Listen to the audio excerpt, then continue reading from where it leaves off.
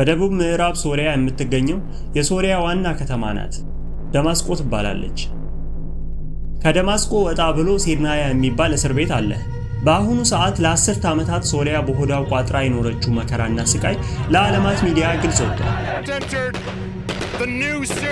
Today the extent of the brutality of the Assad regime was revealed. The most notorious prison controlled by a regime which has now collapsed. እስከ ቅርብ ጊዜ ድረስ ሶሪያውያን ስለ ጉዳዩ በየቤታቸው ተደብቀው ሲያንሾካሹኩ ነበር። ግን ማንም በዚህ እስር ቤት ውስጥ ሲፈጠር የነበረውን ነገር ባይኑ አላየም። ታዲያ የሁሉ ነገር የተቀየረው በእንደ አውሮፓውያን አቆጣጠሩ ዲሴምበር 8 2024 ነው።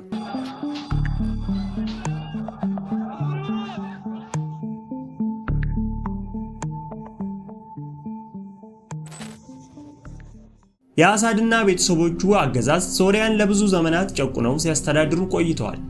ለ53 ዓመታት ከቆየ አምባገነናዊ አገዛዝ በኋላ አሁን ስርዓቱ ፈርሷል እና ለመጀመሪያ ጊዜ ጋዜጠኞችና ትልልቅ ሚዲያዎች ወደዚህ እስር ቤት እንዲገቡ ተፈቅዶላቸዋል።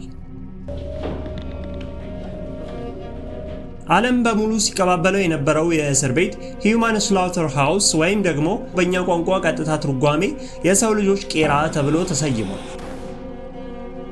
በዚህ እስር ቤት ያለው ነገር ምኑም እኛ ከምናቀው በተለምዶ ወህኒ ቤት ከምንለው ጋር ፍጹም የተራራቀ ነው። ይልቁንስ የሚመስለው የፍራቻ፣ የጸጥታ እና የሰዎች መሰወሪያ ፋብሪካ ነው።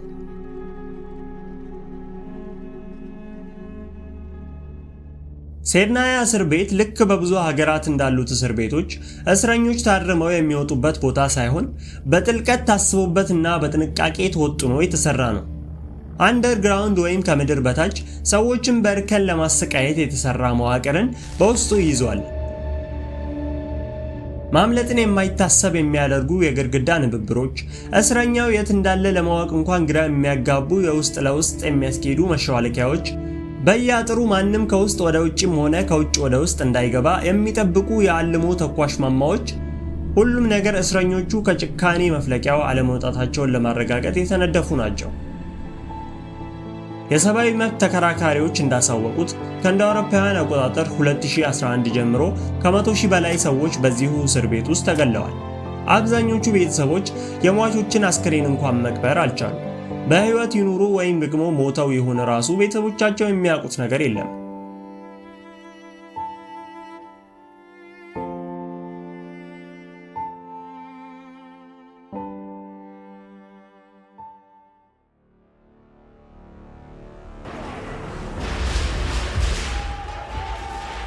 ተቃዋሚዎቹ የአምባገነኑን የአልአሳድ መንግስት ገልብጠው እስር ቤቱን ሲቆጣጠሩ በእስር ቤቱ ላስተዋሉት ነገር በጭራሽ ዝግጁ አልነበሩም። በተዘበራረቁ ያረጁ ልብሶች የተሞሉ ክፍሎች፣ የተቃጠሉ የሟቾች ስም ዝርዝር ያለባቸው ሰነዶች፣ ጅምላ መቃብሮች፣ ከሁሉም በላይ ደግሞ የአሳድን መንግስት ጭካኔ የሚያሳዩት እነዚህ የሰው ልጅ መጨፍለቂያ ማሽኖች ናቸው። እስረኞቹን ከታሰሩበት ክፍል አውጥተው በዚህ ማሽን ላይ በማስተኛት ማሽኑ ተጭኖ እንዲጨፈልቃቸው ያደርጉ ነበር። በዚህ እስር ቤት ውስጥ ያለው ማንኛውም ነገር ከሰው ልጆች አእምሮ የመነጨ ሐሳብ አይመስልም።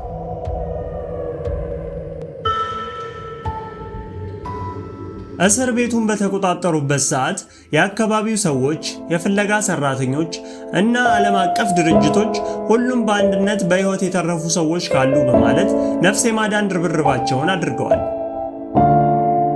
Doors to the underground levels had to be unlocked to free any remaining prisoners following many grueling hours spent searching for the missing prisoners, the head of the Syrian Network for Human Rights. በሕይወት ያገኙት ግን ጥቂቶችን ብቻ ነው። ቀሪዎቹ በአሰቃቂ መንገድ ተገለው የተገኙ ናቸው። አብዛኞቹ ማንነታቸውን ለመለየት የሚከብዱ፣ አካላቸው የተቆራረጠና በአሲድ የተቃጠሉ አስክሬኖች ናቸው።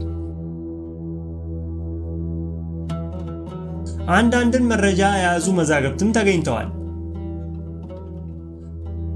በውስጣቸውም የእስረኛ ስም ዝርዝሮች፣ እቅዳቸው የሚፈጸምበት ቀን ዝርዝር እና እንዲገደሉ የተወሰነባቸው ሰዎች ስም ዝርዝር ተካቷል። መሃል ላይ ደግሞ ሙሉ የእስረኛ ክፍሉ በጅምላ እንዲገደል የተላለፉ ውሳኔዎች ተካተውበታል። እነዚህ በዘፈቀደ የሚተላለፉ መመሪያዎች ሳይሆኑ መቼና የት እስረኞች ምን እንደሚደረጉ ከጅምሩ ተወስነው የተቀመጡ መተዳደሪያ ደንቦች ናቸው።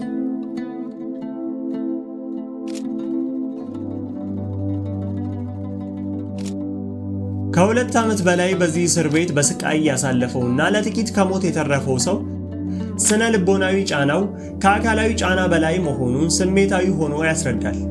بعدين ضاعوا اسمي على التحقيق طمشني كلبشني واخذني فوتني على غرفة ونزلني على ركبي وديني هيك اسمك قلنا له ما شو مساوي قلنا له والله طلعنا مظاهرات نعمل ايش قال بدك تعترف غير هالاعترافات. قلت له ما نعمل شيء. قال لي شو كان نوع السلاح اللي معك؟ قلت له كاميرا بكل وقاحة وما شلت سلاح أنا وأنا بكره حمل السلاح وإنه يقول لي ما بدي الاعترافات خذوا وإنه يقول يبدو إنك ما بدك تعترف أنت بدك تعترف ما اعترفت بدنا نقتلك. قلت له هاي اللي عندي.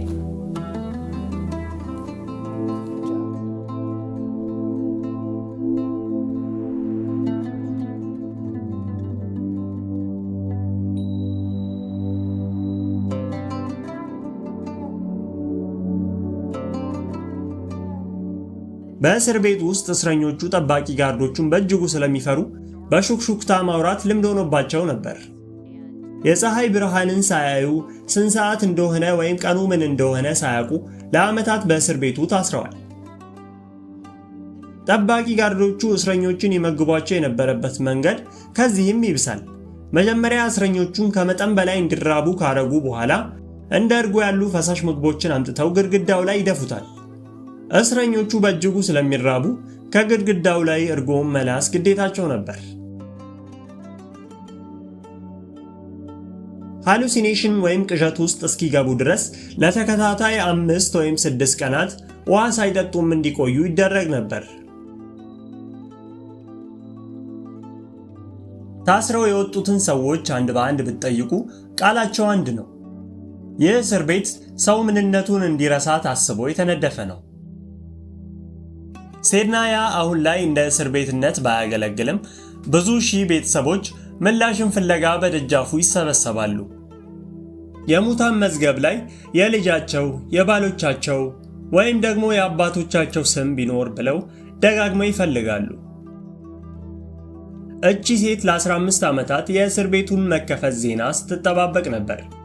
ሌላኛዋ እናት ደግሞ 2 ልጆቿ ገና በልጅነታቸው ተወስደውባት በሕይወት ይኑሩ አይኑሩ የምታውቀው ነገር የለም። የሴድናያ እስር ቤት ሥራ ማቆሙ ለሶርያውያን የሰጠውን ተስፋ ያህል የተረሳ ቁስልንም ቀስቅሷል።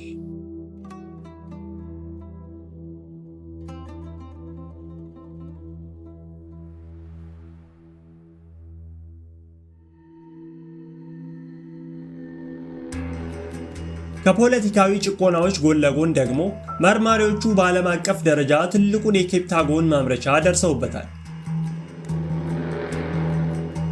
ካፕታጎን የብራንድ ስያሜው ሲሆን አምፌታሚን እና ቴዎፊሊን የሚባሉ 2 ንጥረ ነገሮችን የያዘ ነው። የሚጠቀመውንም ሰው ቅዠት ውስጥ ማስገባትና ህመም እንዳይሰማው ማድረግ የእጹ ዋና ባህሪያት ናቸው። እነዚህን እጾች መውሰድ ለጀመረ ሰው ከፍተኛ ሱስን የሚያስይዙ ናቸው። በአል አሳድ ለሚመራው ጨቋኙ መንግስት ግን ዋነኛ የገቢ ምንጩ የነበረ ነው። ከሴድናያ እስር ቤት ብዙም ሳይርቅ ቁርጥ የአትክልት መጋዘን የሚመስሉ የአደንዛዥ እጽ ማምረቻዎች አሉ። ለብዙ ዓመታት የአካባቢው ሰው የሚያውቀው ከነዚህ መጋዘኖች ውስጥ አትክልት እንደሚጫን ነበር። አሁን ግን እውነታው ወጥቷል። እንደ ድንች ያሉ አትክልቶችን ቦርጉረው ውስጡን ባዶ በማድረግ የእጹን እንክብሎች በውስጡ እየደበቁ ወደ ጆርዳን፣ ሳውዲ እና ወደ ሌሎች ሀገራት ይልኩ ነበር። የሚገርመው ነገር ሶሪያ ውስጥ እጽ አዘዋዋሪው መንግስት ነበር።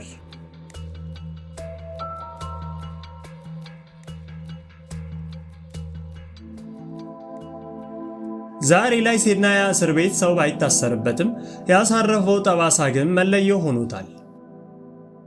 ዓለም አቀፍ ድርጅቶች ሁሉንም ነገር እየመዘገቡ ይገኛሉ። የህንፃውን አሰራር፣ በውስጡ የተገኙትን ወረቀቶች፣ በህይወት የተረፉትን ሰዎች ምስክሮቹን ሁሉንም እየመዘገቡ ይገኛሉ። አዲሶቹ ስልጣን ተረካቢዎች ቦታውን ወደ ሙዚየምነት ለመቀየር ማቀዳቸውን አሳውቀዋል። እንደ ቱሪስት መዳረሻነት ሳይሆን በዚህ ቅጥር ግቢ ውስጥ የተፈጠረውን ነገር እንደ ማስታወሻነት። ለአሁኑ ሴድናያ እስር ቤት ለአሳድ የስልጣን ዘመን መራርነት ማሳያ መስኮትና እንዴት አምባገነን አገዛዝ በራሱ ህዝብ ላይ ሰቆቃ እንደሚያደርስ የሚያመላክት መረጃ እንደሆነ ይቆያል።